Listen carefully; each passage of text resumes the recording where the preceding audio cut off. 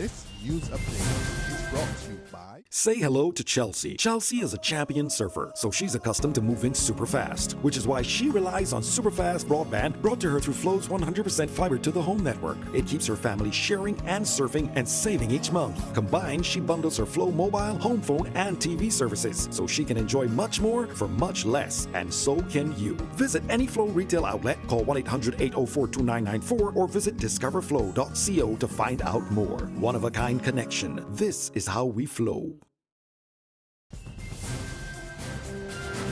It's Thursday, April 14, and time for the Barbados Today afternoon update. Thanks for joining us. I am Fernella Wedderburn.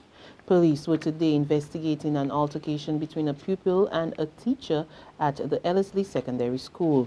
Barbados Today understands that the teacher had to seek urgent medical attention yesterday after she was reportedly spat on and kicked in her privates by a female student. The incident allegedly stemmed from an attempt by the teacher to verbally discipline the student, who was asked to step outside the classroom. President of the Barbados Union of Teachers, Pedro Shepherd, and several members of his executive also met with school officials this morning on the issue. Outgoing Parkinson Memorial Principal Jeff Broomes takes a parting swipe at his employers in the Ministry of Education. Broomes, who is scheduled to retire on May 1, claims that the ministry has no clue about what is happening in the education system and doesn't seem to care. He made the comments in an interview with Barbados Today. I think we have some best children about the place.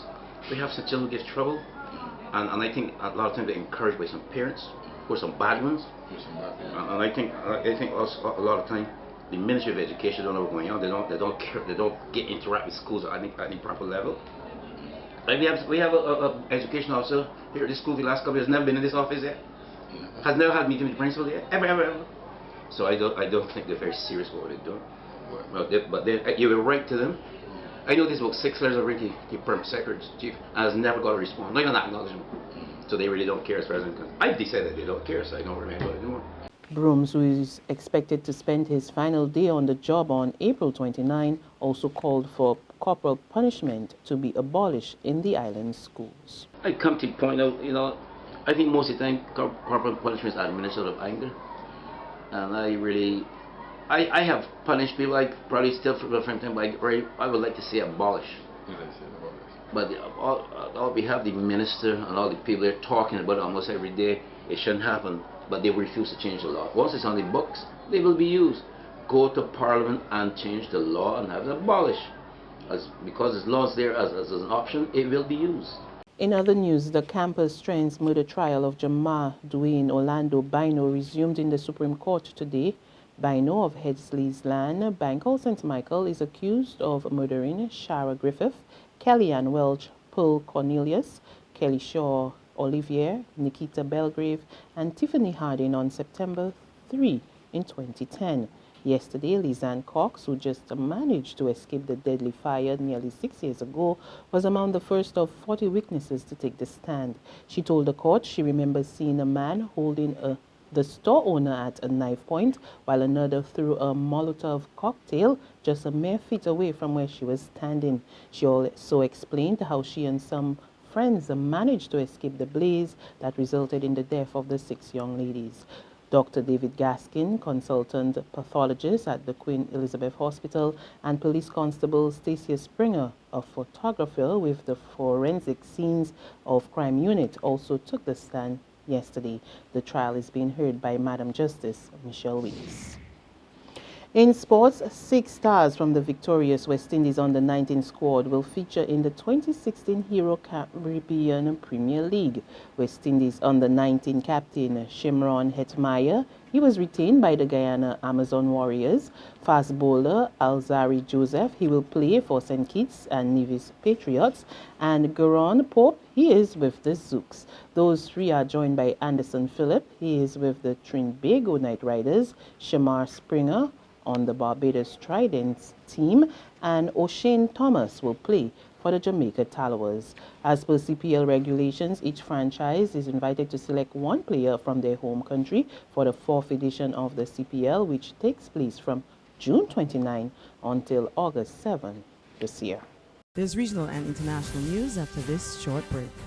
The 50th anniversary of Independent Secretariat and the National Cultural Foundation proudly present the theatrical production From Bossa to Barrow and Beyond. We are not slaves. Saturday, April 16th at 6:30 p.m. at the historic Golden Grove Plantation.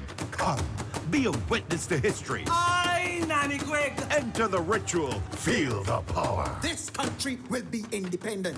And if I have to wake up all the sleeping angels in heaven, so be it. From Bossa to Barrow and Beyond. April 16th. Tickets $50 adults, $10 youth and children. Available at all NCF outlets and at ticketpal.com.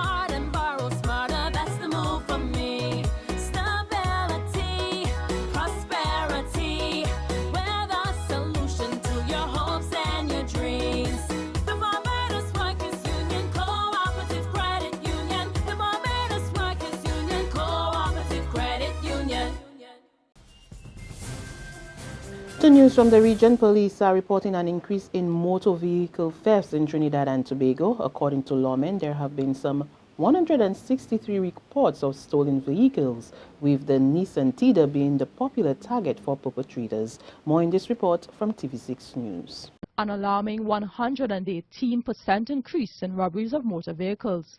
The prime target, none other than the self-proclaimed Tida Wetman.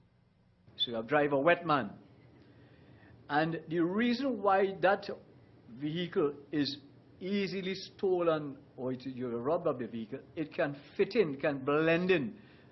The reason being there are so many on the roads and the color of choice are either white or silver. And it seems that thieves are becoming more ingenious, targeting the operations of car rentals as well. For the period January 1st to March 31st, there have been a total number of 163 reports of vehicle larceny and 48 counts of vehicle robbery. And as become customary, the Northern Division is once again leading the charge.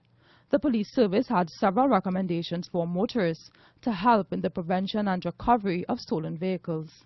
On the international scene, friends and family members of Nigerian schoolgirls kidnapped 2 years ago say they have identified some of them in a new video obtained by CNN. The footage, apparently filmed in December, shows 15 girls in black robes identifying themselves. The girls were taken from a school in the town of Chibok by members of the Islamic group Boko Haram.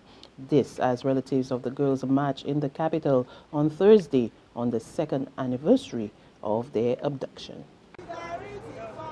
Well, they've come out on behalf of the girls who could not, and are marching towards the presidential palace with some family members in this crowd, and they want answers from the government. In almost 2 years, in 2 years now, not a single one of the girls has been rescued, and there's defiance and anger. They want the government to dedicate more resources to finding the girls. We had news of a video that emerged, the first time that the girls have been seen in almost 2 years. And there's a renewed sense of hope that some of the Chibok girls, maybe one day, will be brought back alive. And that's news and sports, but for the very latest, visit our website at www.barbadostoday.bb. Also, subscribe to our e-paper, email updates, and like us on Facebook. We're also on Izumi Media in bus terminals or screenplay at supermarkets and gas stations near you, as well as Channel 99 on Flow TV and Mix 96.9 FM. I'm Fernella Wedderburn. Good afternoon.